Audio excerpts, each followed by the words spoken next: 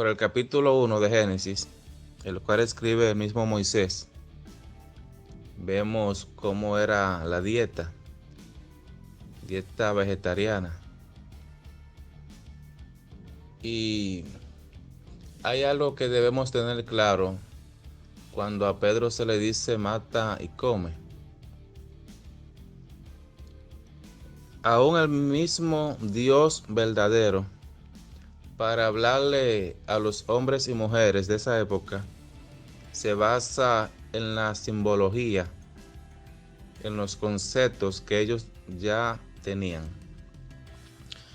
Fíjese, incluso en el Antiguo Testamento, aunque sé que la mayoría de nuestros hermanos que comparten nuestra fe prefieren rechazar el Antiguo Testamento completo.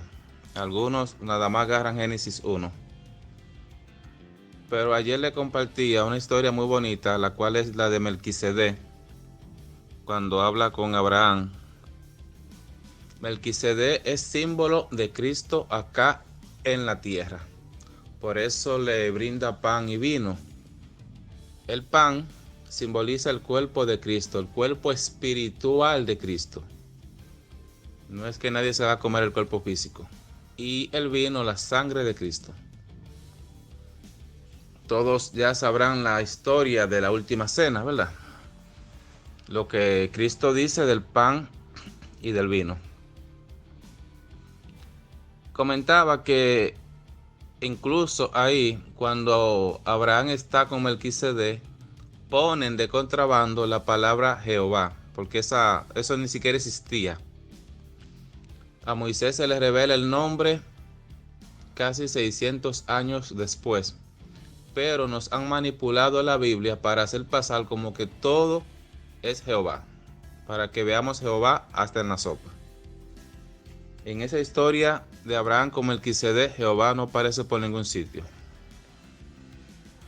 Y así hay también muchas profecías que fueron dichas por profetas inspirados por el verdadero Dios y que en nuestras Biblias hoy leemos que dice Jehová.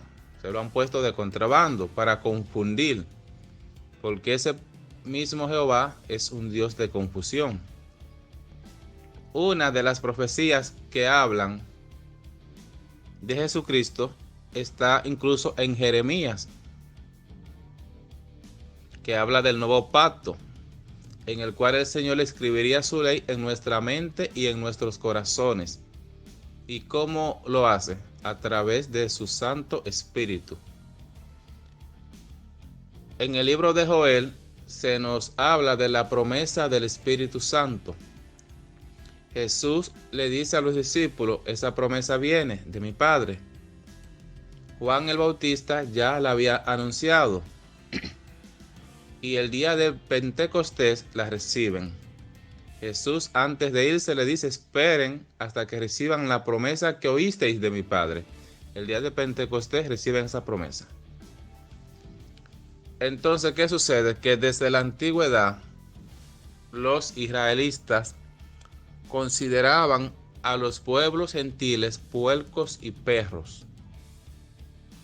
Incluso la profecía sobre el mismo Jesús lo denomina como descendiente de animal y descendiente de hombre, porque en la genealogía, según la carne de María, hay varias personas que son de ascendencia gentil. Ahí encontramos a Ruth, la moabita, la prostituta que ayuda en Jericó, y luego se suma al pueblo de Israel. Pasan a ser antepasados según la carne de Jesucristo. Ya cuando se va a predicar el evangelio a los gentiles, que era costumbre que, por ejemplo,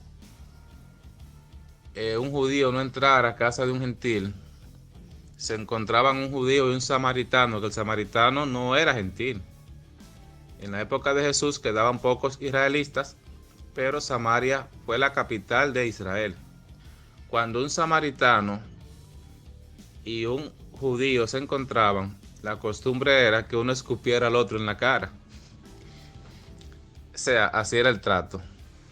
Cuando a Pedro se le muestra la salvación a los gentiles, se le muestra a través de una visión, en la cual se le dice mata y come. Porque a Pedro lo ha mandado a llamar un señor llamado Cornelio, el cual era gentil, para que Pedro le hable del evangelio de salvación. Pedro está con ciertas dudas, con ciertos recelos, porque es judío, no quiere ese trato con gentiles. Todavía en su acervo cultural, esas personas para él son puercos y perros. No quiere ese contacto. Él va, pero no de buena gana. Cuando era en casa de Cornelio, en casa de su tocayo Simón, él se acuesta a esperar que le preparen de comer. Mientras él espera, se le muestra una visión. En esa visión se le muestran animales impuros. Y él escucha una voz que le dice: Pedro, mata y come. Él responde: Señor, porque él sabe que la visión viene del verdadero Dios. Se le está dando a Jesucristo. Señor, sabes que nunca he comido cosa inmunda. Y la voz le dice: Pedro, lo que yo limpié, no lo llames tú inmundo. Ahí, en forma de parábola, usando el simbolismo, los conceptos que los judíos ya tenían, se le estaba mostrando a Pedro la salvación a los gentiles. Por eso, y como para darle una lección al mismo Pedro, de que no sea racista, de que deje de ver al que no es israelita o judío como un puerco y un perro, cuando Pedro estaba predicando en la casa de Cornelio, que Cornelio estaba ahí con la familia completa y a lo mejor los sirvientes que Cornelio tenía, en medio de la prédica, sin tener que orar, sin tener que hacer el llamado, el Espíritu Santo descendió sobre todos y los bautizó. Recibieron la promesa.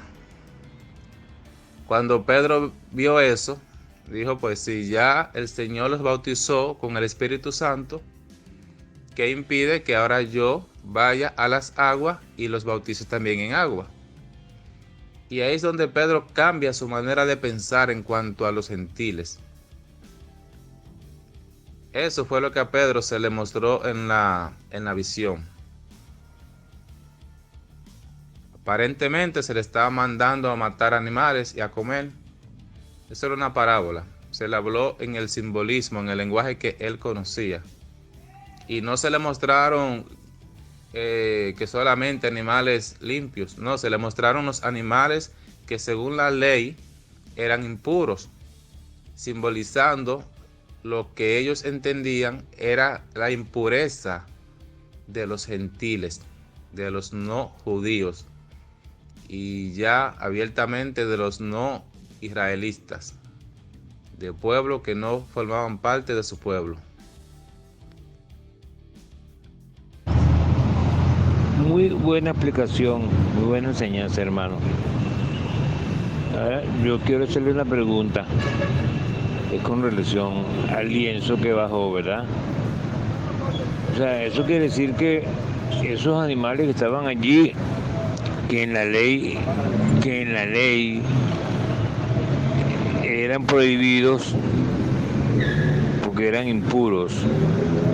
En la voz del cielo dice que lo que él limpió no lo llama inmundo. Con relación a lo material, o sea, esos animales son limpios para comer. Saludos. Mire, eso da para un estudio completo. Y es un tema controversial al día de hoy. Por ser controversial da para un estudio completo. Y por ser controversial hay que ser también cuidadoso en la manera de tocarlo. En el libro de los Hechos, en el capítulo 15, está lo que se conoce como el primer concilio, que es cuando los apóstoles se reúnen con Pablo y Bernabé por las diferencias que había por cuestiones de la mezcla de judaísmo con cristianismo. Pablo y Bernabé tienen una discusión terrible. Y el mismo Pablo, cuando llega a Jerusalén, confronta al apóstol Pedro. Pero en resumidas cuentas, cuando decidieron que se le iba a enseñar a los gentiles, que digamos somos todos nosotros, que no formamos parte de la nación que lleva como nombre Israel. A los gentiles, en el libro de los Hechos, versos 19 y 21, se establece lo siguiente: por lo cual yo juzgo que no se inquiete a los gentiles que se convierten a Dios, sino que se les escriba que se aparten de las contaminaciones de los ídolos, de fornicación, de ahogado y de sangre. De ahogado, de comer animales que se ahogaron, porque cuando el animal se ahoga, la sangre se le coagula y entonces es prácticamente imposible sacar del cuerpo del animal, de esa carne, toda la sangre. Ok, bueno, leí hasta el verso 20. Más adelante, Pablo, quien participa en esa reunión, le escribe a los romanos, Romanos capítulo 14, desde el verso 1. Recibí al débil en la fe, pero no para contender sobre opiniones, porque uno cree que se ha de comer de todo, otro que es débil come legumbres. El que come no menosprecie al que no come, y el que no come no juzgue al que come, porque Dios le ha recibido. ¿Tú quién eres que juzgas al criado ajeno? Para su propio Señor está en pie o cae, pero estará firme, porque poderoso es el Señor para hacerle estar firme. Ahí le sigue hablando de lo que hacen diferencia entre un día y otro. Perfecto, eso lo usaba yo para decirle débiles a los del séptimo día, cuando venían a debatir conmigo. Me estoy moviendo porque eso era en la computadora. Ahora estoy tomando el otro celular donde tengo otra cita. El apóstol Pablo sigue escribiendo y se va a escribirle al pastor Timoteo. Timoteo era pastor en la iglesia de Éfeso.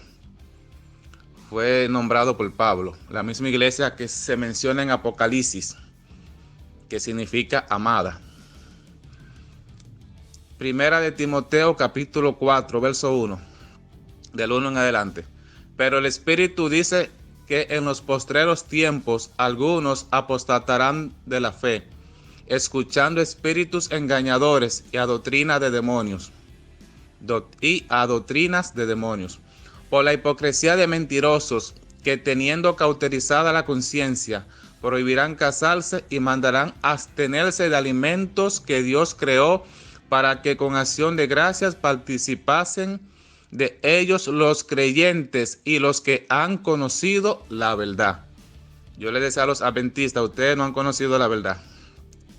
Verso 4, porque todo lo que Dios creó es bueno, y nada es de desecharse, si se toma con acción de gracias, porque por la palabra de Dios y por la oración es santificado. O sea, no limitemos la palabra de Dios, el poder de Dios, la oración que hacemos cuando damos gracias por los alimentos y eso.